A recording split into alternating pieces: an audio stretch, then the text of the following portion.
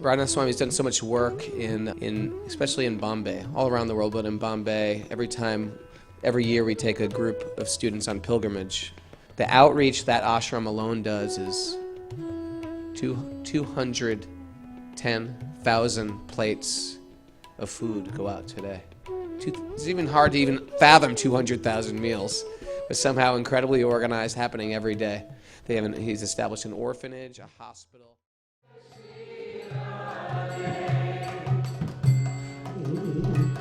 Jai Radhe, Jai Radhe, Radhe, Jai Radhe, Jai Sri Radhe.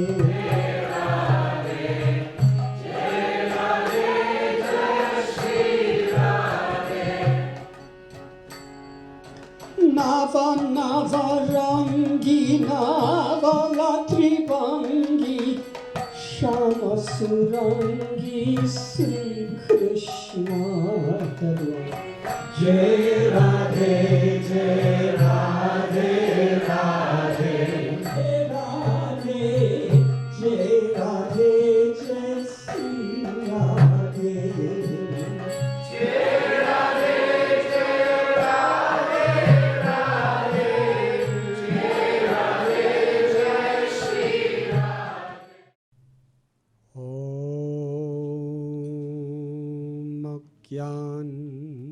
Timidandasya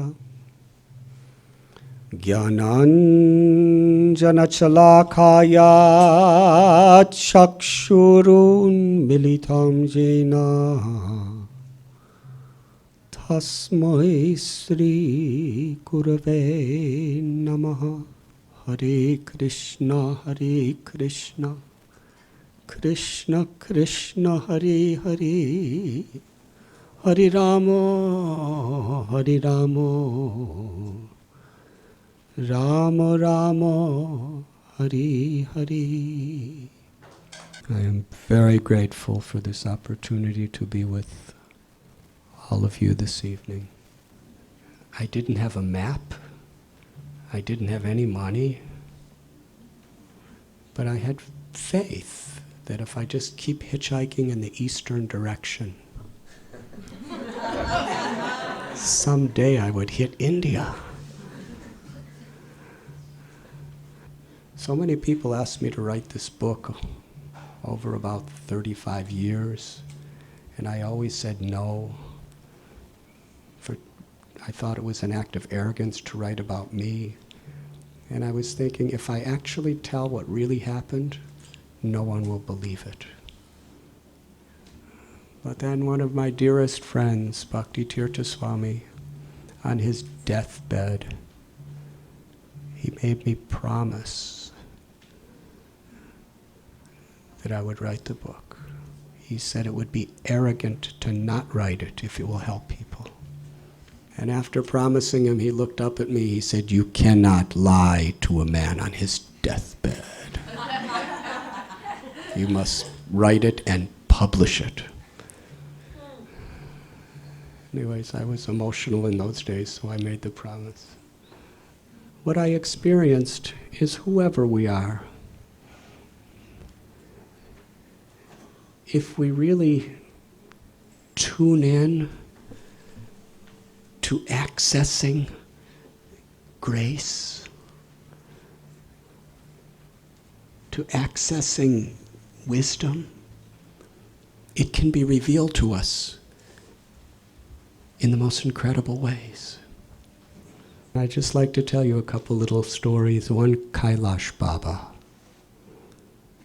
He was about 6'5", huge mountain of a man, in his mid-60s. I was just 20. He taught me that if you honor and respect them for who they are, and give them the space that they need, they will honor and respect you. He said the way you have to do that is you have to recognize that you are an eternal soul. You're not this body. You're a part of God. And that wherever there's life, there is the presence of the soul. And then the soul in the snakes, and the soul in the leopards, and the soul in all these different animals, they are sacred, they are divine.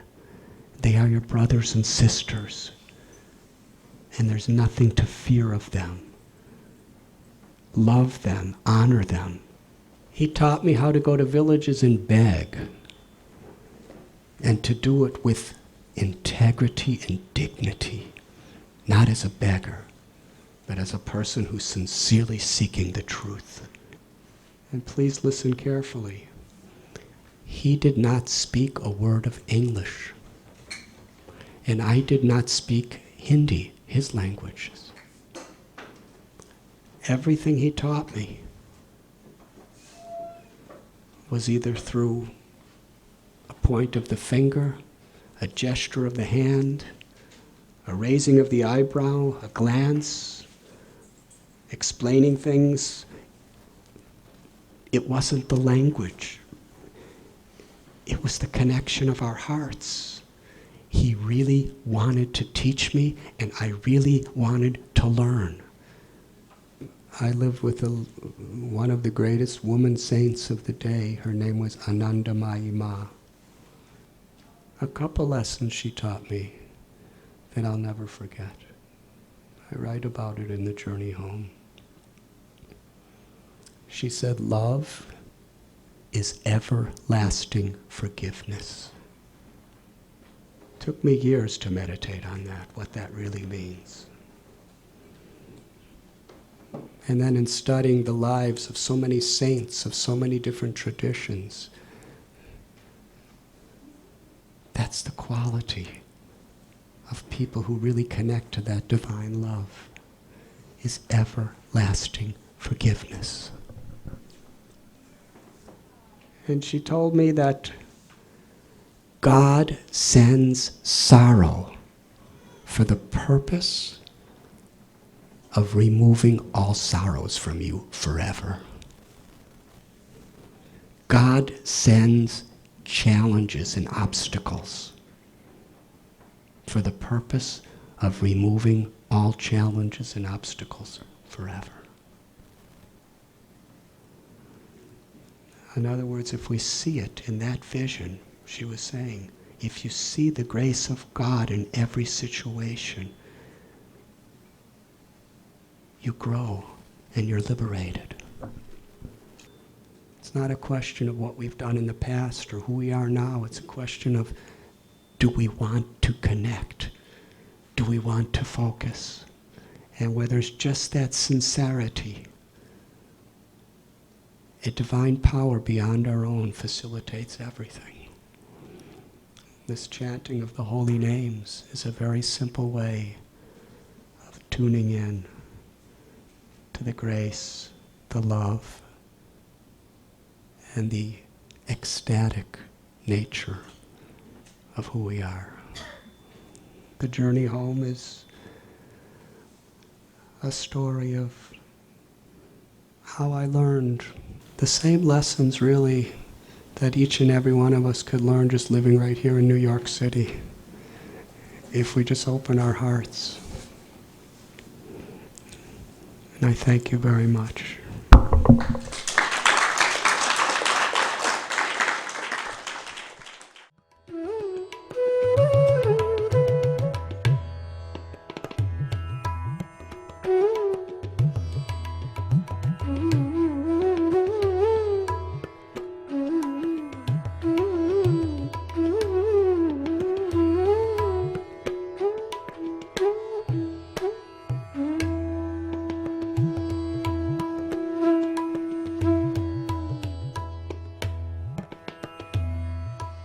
His words, his presence just came straight to my heart, and I felt like that's where I heard from. And his stories were amazing and inspiring, you know. I am just deeply, deeply touched by his presence and his way of teaching and telling stories. He's an amazing, amazing man. I'm honored and blessed to have been exposed to him. I personally feel that Radhanath Swami is one of the single most important teachers alive right now in terms of his wisdom, and generosity and clarity for expressing the teachings and sharing his wisdom with us. I feel he's a real gift. He's a real gift for us all. And to sit and hear the stories and be with someone who's actually helped bring the tradition from India is really powerful. And the fact that he is so with it and hip, but really had those adventures and really lived those stories is just super inspiring.